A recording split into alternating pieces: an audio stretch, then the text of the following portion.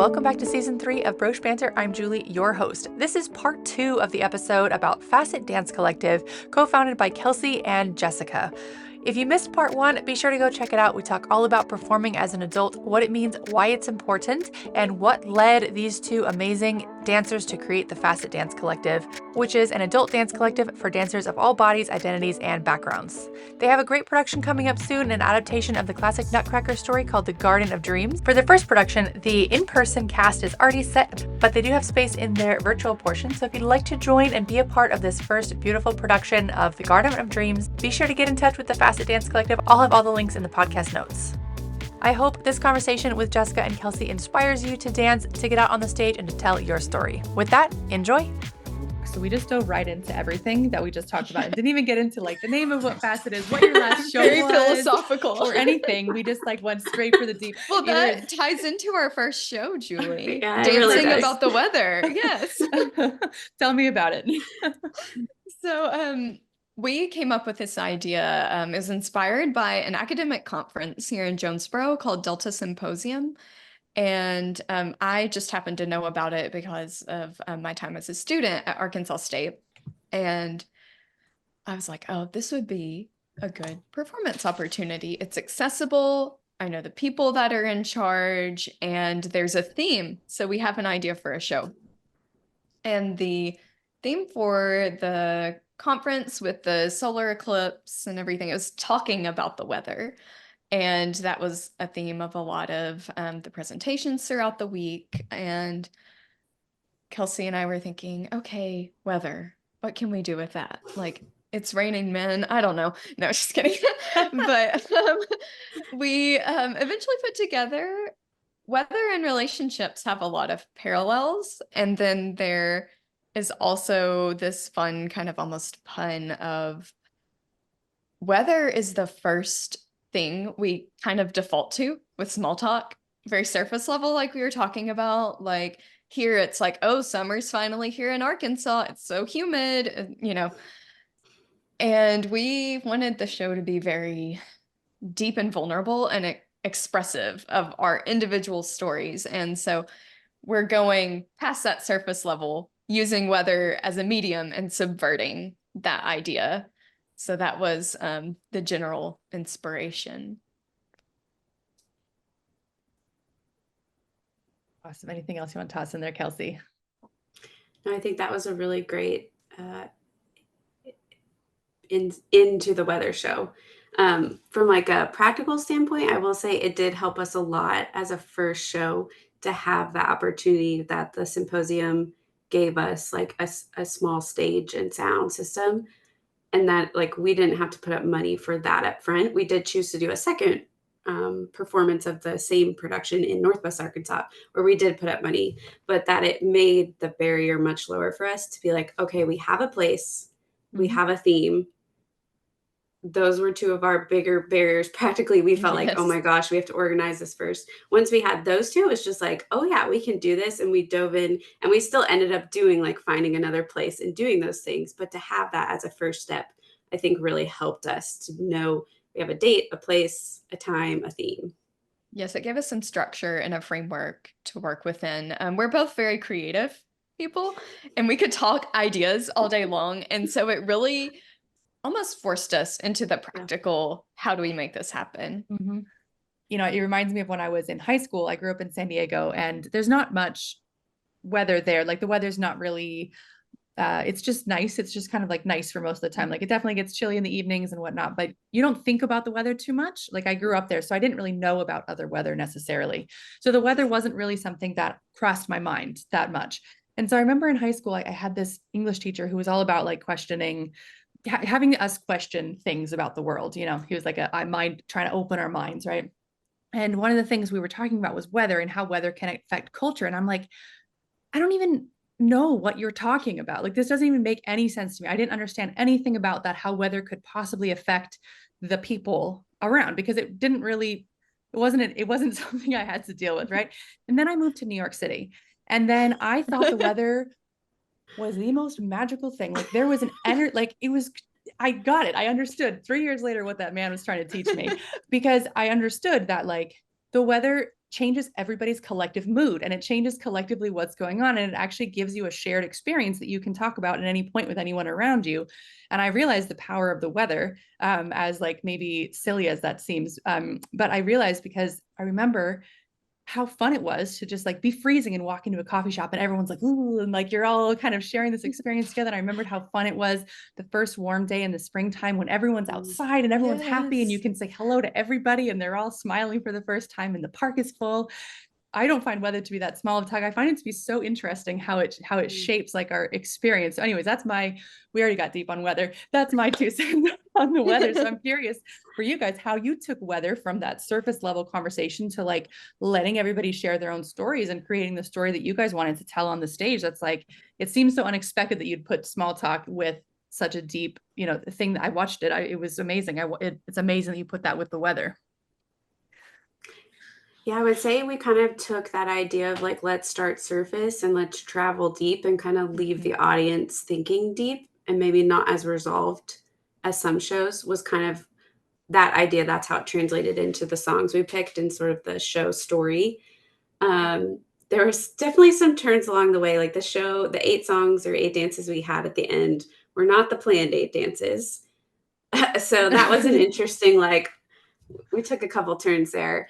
But we did want to bookend it with group dances. So that's sort of where we started, is what's going to be the opener and how do you get an audience comfortable with the idea of dance and the idea of our show? Because being at an academic conference, we were likely going to have an audience that wasn't dance informed. So you have to kind of think about, what am I putting on the stage and is it easy to access as an audience member? And so we chose a pretty light first piece, one that had a lot of imagery that followed lyrically very well. So the audience could really connect with it well. There's a line that says laying on the ground. So I actually had everyone lay on the ground. Like, we literally laid down. And then that was actually one of the very first moves we did as a group. It also grounded us as a group before we really got into the show. So it had dual purpose there. And then from there, we moved into the individual stories of, hey, we're all in this shared experience of nature, but now let's tell some of these individual stories. We've been looking up at the sky, thinking, kind of self-reflecting, what did that self-reflection bring up for each of us? And so you had a set of solos and then an interlude, because it wasn't quite long enough for an intermission, but we had a lot of quick changes. So we needed a way to not have just like a random 3 minutes of silence. So we put in an interlude of music that was like rain sounds to help transition from that more lighter, maybe it got a little heavy, into the like, what comes next? How do we view this as a collective? So the first half of it was very much individual stories. And then the second half of it was more collective. How do we experience this in relation to other people, but also how do we experience our relationship with the earth? Which 2 of the songs were very deeply about that. And then we had this extra piece that was not there until like 2 weeks before the show, that actually ended up being, I think, the longest piece in the show, because it was like 4 minutes long, where we each came out and just like crossed the stage. And that was because of a quick change situation. Because it ended up being one of my favorites, though. Yeah, when you only have a cast of 4 or 5 people, there's really like, everyone is in almost everything. Yeah, like right. And you can't just like randomly have 2-minute break of silence on the stage if you want the show to flow correctly. So it was a duet with me and another dancer, Sophie, who had to change to get into the next piece. So I had Jessica and Michelle doing their passes a couple times first, while Sophie and I are furiously changing backstage so that we can do our passes. But then we're never all on stage together to the very end. But that also, interestingly, really fit our metaphor of like, you go through life individually, but then at the end we're like, oh wait, maybe I'm not here alone. We aren't not allowed to share it publicly because of music licensing, but I am allowed to share it personally. So if anyone is interested, all they'd have to do is message Facet and we can share a copy of it. But that was sort of like where the structure of the show came from. But it was definitely adventure, like songs getting cut or having to change order of things because of last minute changes or costume changes. That was a little chaotic, but I think from a dancer's perspective, it didn't feel as chaotic as it did from our perspective as the people making the decisions. And even if it did, sometimes that chaos is welcome because it gets rid of your nerves anyways. When you're so worried Yes. about changing your costume, sometimes it helps you not be so nervous. That's Yeah. true. That's why we had so much breath in our piece too. Right. Yeah, that was also the last piece has a lot of breath, and it's because, well, like me and Sophie had been dancing for like 4 numbers in a row.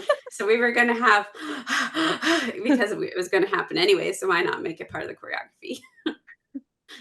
Now, did you use, so thinking about the audience is super great, like thinking about what they're going to experience and how you're going to invite them in and make them feel welcome, right? Because sometimes you just go into watching something that's very different and very unique, and it's like, I don't know what I'm looking at. What is this, right? Like that was very thoughtful of you to go through that. Did you keep that order even when you did put on your own show and the people were coming? You liked the order, it ended up working out really well? Yes. So, one thing that we also thought was important was to allow a time for audience engagement. So, academic conference, it makes a lot of sense to have question and answer afterwards, but we decided to keep that for our Northwest Arkansas show because that is something we want the audience to actively engage with us. There's often a misunderstanding, I think, that comes up when I bring up Facet initially, and people are like, oh, so you're just like gonna do a recital or something. Mhm. And we really want it to be about storytelling and sharing through art. And in Arkansas, like it's part of just the culture, I think, and just being able to shift people's mindsets to no, this is an art form. Like, here's how you can engage with it and meeting them halfway and being relatable in that we are adults. Some of us are beginners, right? It's easier for the audience to relate to us in that way. And then, at the end of the show, that question and answer section was a chance for the audience to say, I really liked this, or um, what did you mean when you did this? Or questions about the rehearsal process, just to really make it accessible and less intimidating. There's a gradient of space in between, pro performance, you're up on a stage, there's like 5 rows of balconies, and it feels very distant. And I like that this felt very intimate and very close, and that it really facilitated our story for the connection. Yeah, I think that was one of our main values we've been putting at the front, just like as a total collective, is accessibility, and thinking about that from all different nuances. So not just accessibility for dancers, but accessibility for the community, accessibility for your audience, accessibility for anyone that you ask to help, because you're going to have helpers. Like I cannot do this all myself. I'm going to have to ask people to help me. And how do you actually really value accessibility without it just becoming accessibility for dancers? Mhm. Yeah, the production really does exist in an ecosystem. It exists in an ecosystem of people who are going to watch it, people who are going to perform it, people are going to help put it on. The whole thing is part of it. It's not just the performers. It's definitely it's definitely a much bigger, it's a collective of the community, not just the dancers, not just the people on the stage, for sure. Yes, and I think that's why we chose collective instead of Mhm. company. Company implies you're getting paid for one thing, but then also it feels separate, right? Like this is our group, you're the audience. But collective, it's like we're all in this together. Mhm. Yeah, we have run into a couple of times the community not quite understanding what we are. I'd say that's been sort of a barrier for us of figuring out how do we best present ourselves to the community so they know what we are. Like the feedback of, like, you shouldn't be charging for this because you're not professional. We charge for dance recitals all the time. Like, Mhm. we're not promoting ourselves as professional. This still has value to the community. And how do you put a monetary value on it? And then we're two people that struggle with, like, we just want to do this. We don't want money to stop anyone from being a part of it, which we've created some systems to allow that to happen. But at the end of the day, like, when people see our show, they understand. They're like, oh, you're this like dance group that just loves dance and wants to show that to the community and inspire other people. You're not trying to be a company, you're not trying to be professional, but you're also not just like a dance studio. You're actually putting on stories, which is different too.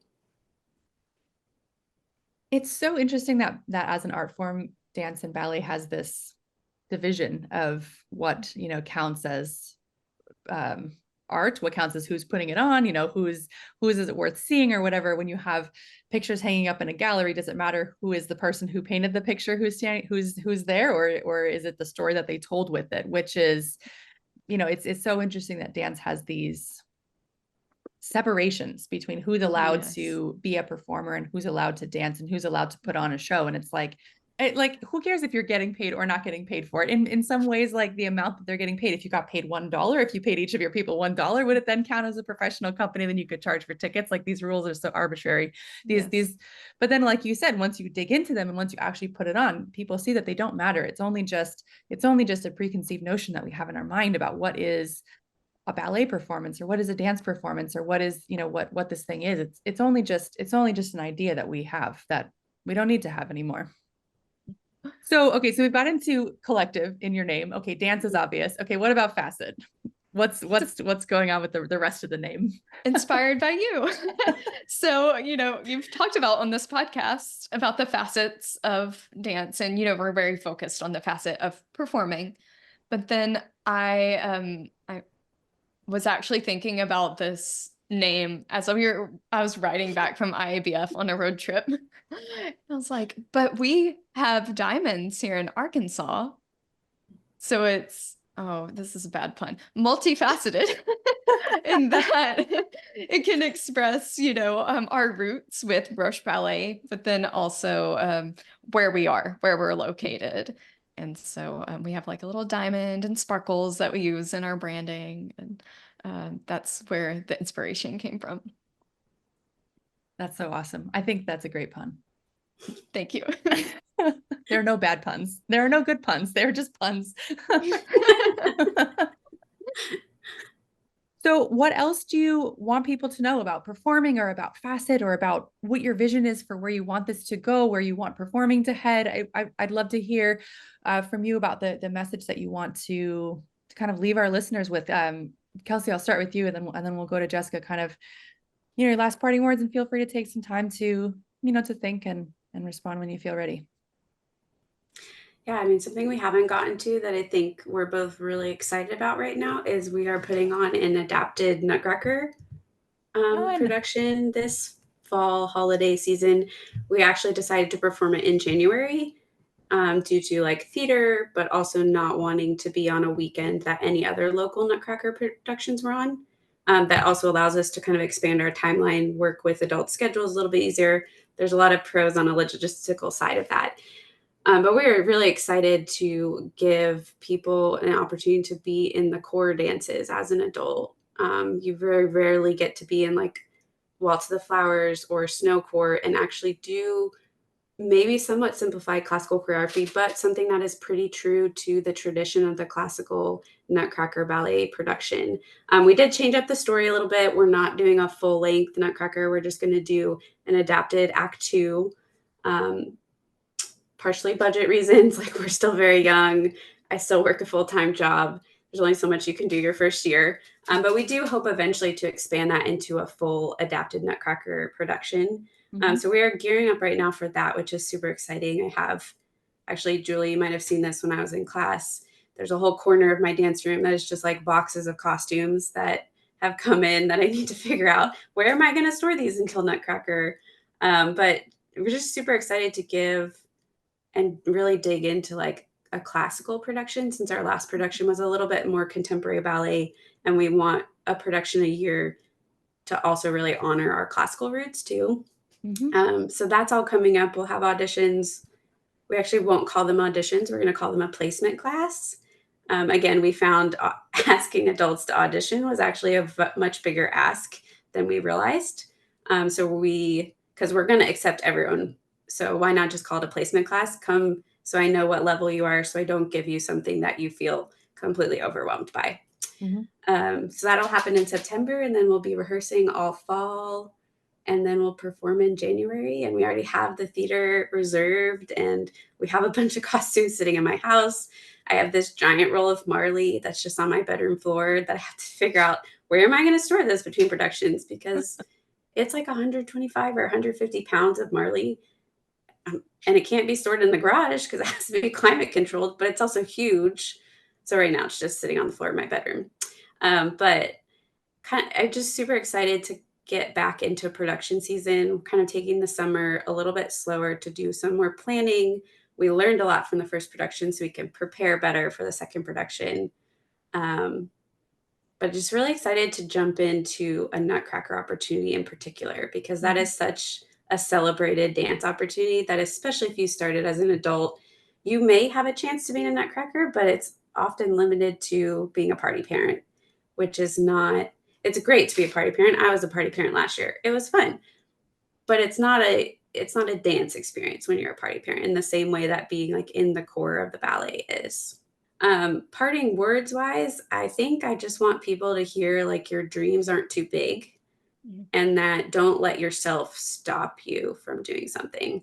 Like, I think I wrote this in our program for the weather show. Like, if you look at me on paper, there's no reason why I should be starting a dance collective, choreographing a whole show.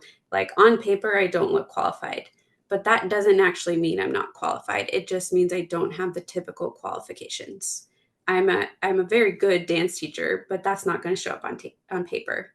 And so don't let these unspoken rules that we need to break, don't let those stop you from dreaming big and actually living into your full self. And that might be dance related, but it also might not be.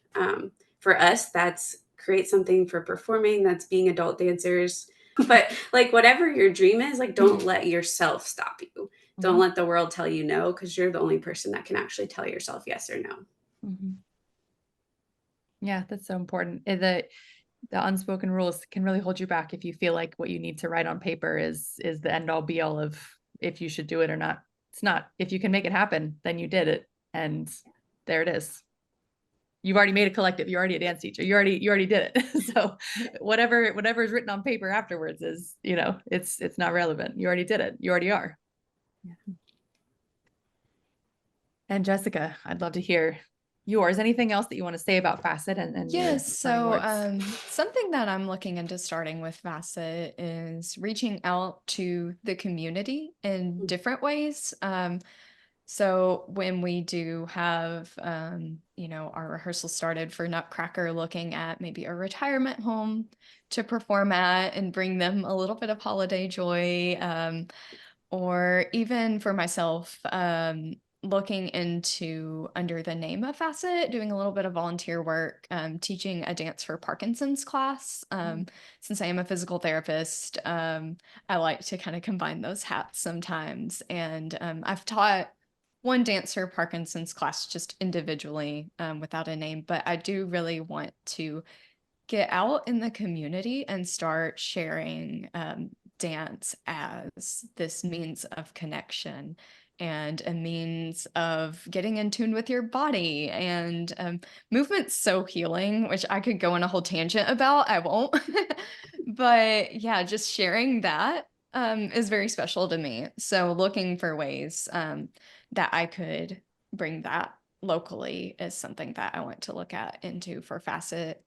But as far as parting words, wow.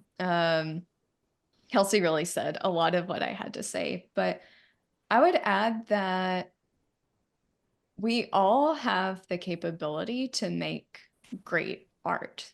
We all have that ability inherently, and that's just something that comes with being human, and it's a gift. And I think anytime we participate in anything like dance or playing music, singing, drawing, whatever it is, any form of expression like that allows you to honor yourself, but in turn, it really allows you to show up authentically for others. And it has this positive ripple effect. I used to worry a little bit that I was being too selfish with how much time I spend dancing, right?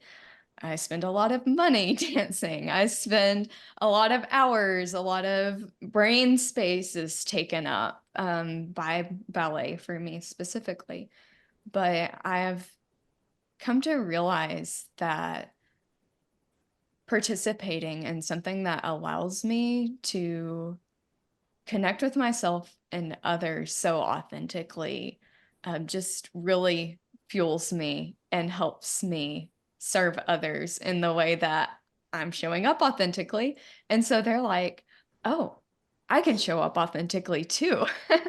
I think there's some interesting, I won't get into the weeds on, dance versus other like hobbies as an adult.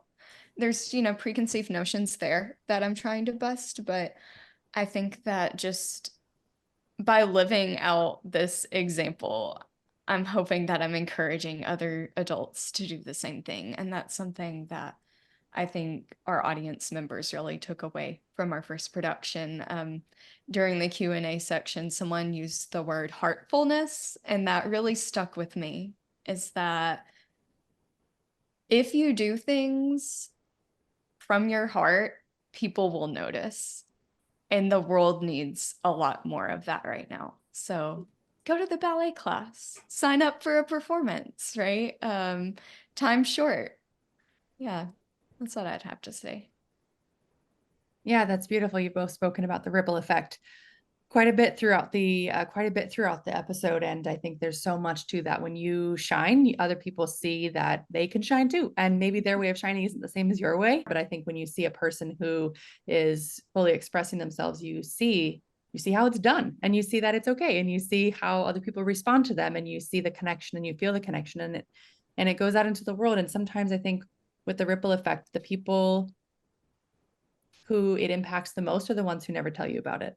And so when you are doubting the ripple effect, there is likely somebody out there who never told you about it, who just took that into the piece and filled the piece of their heart that was missing. And maybe they didn't tell you about it because they were so dark and you brought them to light and they needed it, but they needed it privately, and sharing it with you wouldn't be part of what, their journey. And it's not what it's about, but it's just the proof that you're not always going to get proof of the ripple effect is my point here, but it's real, and it's real, and it's hugely important for us and for each other, and all of this. I mean, the ripple effect is just incredible. So you go out there and you get on stage and you perform, or even if it's just in class, you show up and you keep going, you inspire other people, even when you don't know it and you never hear about it, and you may never, but you are. And if you think about anyone who's inspired you, who you didn't tell, it's probably the same the other way around. It's magic. Humans are kind of cool like that. Right. And this is a great example of that. Like, this was rippled out of IBF. And this is a chance where we did share with you, because we made the point to do that. But it's not like you formed IBF with like, yes, there's going to be a dance collective formed out of this. Like, Yes. that was probably nowhere on your radar. No, I had no idea. I mean, when you guys told me about it, it was just like, almost like scary that you could have that kind of an impact on a person without even realizing it. Like it almost, when you actually see that you are part of the ripple, it actually can be a very intimidating experience to be on that end of it, because you think like you actually see the impact of what you can create and what you can do. And that feeling is, I mean, very precious to hold, but it takes some growing into to realize that you are creating ripples. And the festival was a ripple from experiences of my past. As a child, I went to summer camp every summer, and it was a music camp every summer, and we went and we played music, and it was the place that I belonged. It was the place that I craved every year, and I would cry for weeks when we left. And it was my place where I belonged, and I could be myself, and I didn't even know who I was, but I went there and found me. And I was there every summer, and every time I went back there, I was still there waiting for me to come back. And so I think inadvertently created that experience for, or that experience stuck with me. I didn't go into it necessarily thinking that's what it needed to be, but like I knew that space could exist because I had experienced it. And so, I didn't necessarily mean to create a place where you would belong. That was none of my initial marketing, but I think that the feeling was there, that I knew what it meant to go to a place, to be somewhere you felt like you didn't belong, which was for me school, and then to go to a place where you felt like you did belong, which was for me that camp. And so I think that has always been a part of my ethos. And what I've done is like, I know what it feels like to not belong, and then to go somewhere where you do belong, and how important that was for me throughout my whole childhood and upbringing. So that was a ripple effect from that summer camp experience, with all my camp counselors and all my friends at camp, and the people I don't even remember their names, all of them rippled to me, and then apparently I rippled to you guys, and you guys are rippling off to your community, and so on and so forth. So it's like, I mean, and who knows who started that summer camp? I don't know. The ripple is incredible over the generations, over the years, over the states, over, it's just incredible. Amazing. It's the beauty of creativity, is that it always sparks more creativity, and we're all better for it. And the word spark, even, it goes wherever. You don't know where it's going to go. You can't control the spark. Exactly. It just lights random stuff on fire. Yes. Oh, this was so much fun. We could all spend the whole day talking to each other all We the time, could. which is what we're going to do in 2 months in August at the festival. Yes. We're going to spend the whole day every day talking to each other. But I really appreciate both of your time. I appreciate what you guys are doing for the community. It's amazing to see it continue. And I mean, the first year is only just the beginning. I'm sure it's going to become something even bigger than you've ever imagined, and then that you could even picture today. I'm sure it's going to grow into something incredible in the next years. And I'm really excited to see that blossom and flourish, and always here in your corner. Thanks, Julie. Yes. Thank you so much. Awesome. Thanks, guys. All right, dancers, that was the 2-part episode on the Facet Dance Collective, co-founded by Kelsey and Jessica. If you'd like to stay in touch or be a part of their Garden of Dreams production, be sure to get in touch with them online at facetdancecollective.com. I'll be back in your ears next week with another great episode, and until then, I wish you very happy dancing.